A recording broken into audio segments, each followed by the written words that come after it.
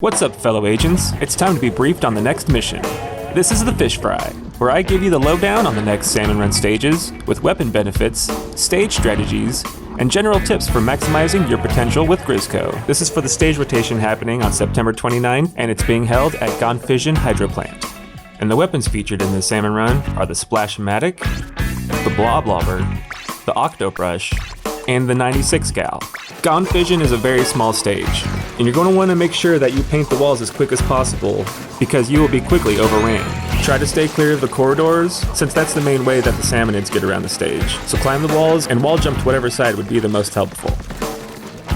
And if you don't know, bombs only start their timer once they touch the ground. So if you know someone's gone down, you can throw the bomb at a high arc and have it explode right at the moment when they come back up. It's about a 5-second delay, so if you throw it around 3 to 4 seconds after the person goes down, you could probably revive them with that bomb throw. The shoreline of the hydro plant is very dangerous, so make sure you utilize as many corner jumps and other options you have as possible. And with a couple of the weapons of the Salmon Run being short to mid-range weapons, height is going to be one of your best friends.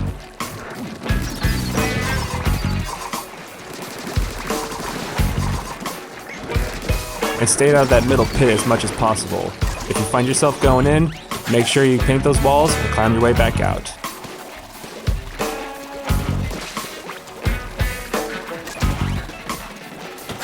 Also, try to refrain from activating salmon lids towards the short line. It's very dangerous out there, and if everybody makes their way back into the middle of the stage, they will come closer, making it easier to take them out.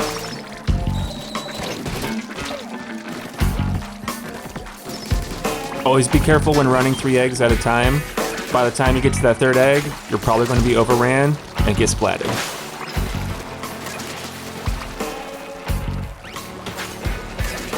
Also on low tide, all of the ground traversal salmonids have to go straight down the middle lane.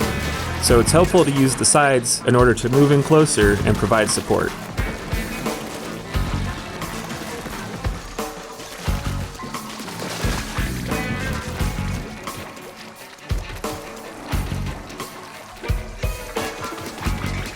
There's also some pretty interesting movement variables that you have.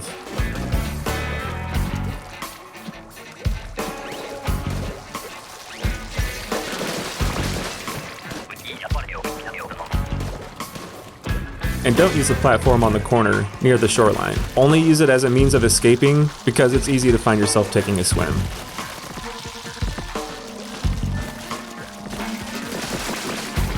And please don't forget to revive people and to take up priority targets. Specials are always really good for taking them out in really harsh moments. And specials are also really good for reviving people. Let's roll on and take a look at the weapons of the Salmon Run.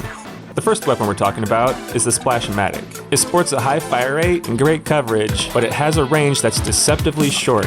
It's honestly just a mid to short range weapon. Be careful on how much you lean on the weapon's range, but with its dynamite coverage, it's fantastic for taking out flipper floppers. With the Splash-A-Matic's range, you're going to have to get right underneath the fish stick in order to take it out, so it'd be better to paint it and climb it.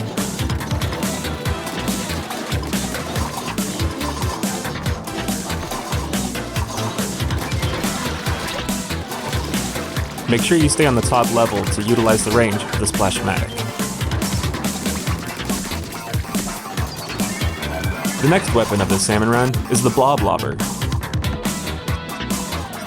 The Bloblobber can deal a lot of damage pretty quickly, but it doesn't have very good floor coverage, so you may find it difficult to cover up a splat zone of a flipper flopper.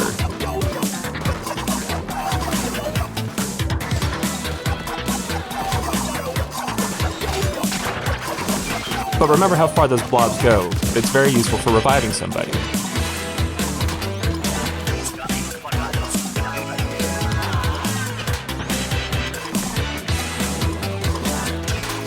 And when using the Blob Blobber, try to not stand in one spot when firing at an enemy unless you're focusing on one specific enemy. The better you can get those blobs bouncing around everywhere, the better.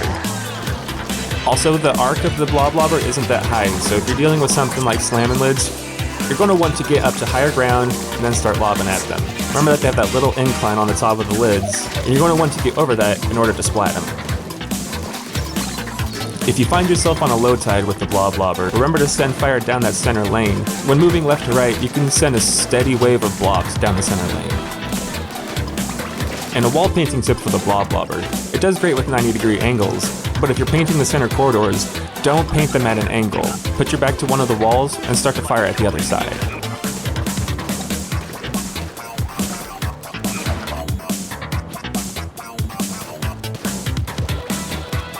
The third weapon of this salmon run is the Octobrush. And don't let the Octobrush rain on your day. This weapon does have some usability in salmon run. With the brush's arcing attack, you can attack enemies and paint walls at the same time. It also has great coverage on walls. One of the biggest downfalls of the Octobrush is that it uses up ink very quickly. Try to dip into the ink as much as possible to keep your ink filled up. As a brush, you can put it to the ground and start to walk with it. But the only salmonids that can take out are small fry, so it's best to use it only as a method of getting around the map quickly or reviving somebody.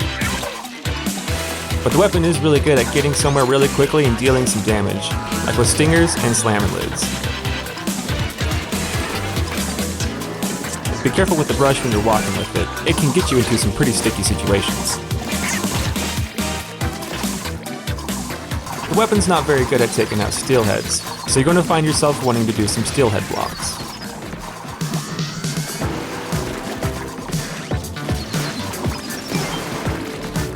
The Octobrush's brush walking speed is fantastic for activating slammerlids at just the right moment. Just wait for that right moment to take out a boss that's really giving you some problems. The last weapon of this salmon run is the 96 Gal. The 96 Gal deals some pretty heavy damage at range, which makes it great for taking out boss salmonids. The globs of paint that hit the wall are pretty big too, making it a good wall painter. So make sure you get used to this weapon's range because it might be integral on taking out some priority targets.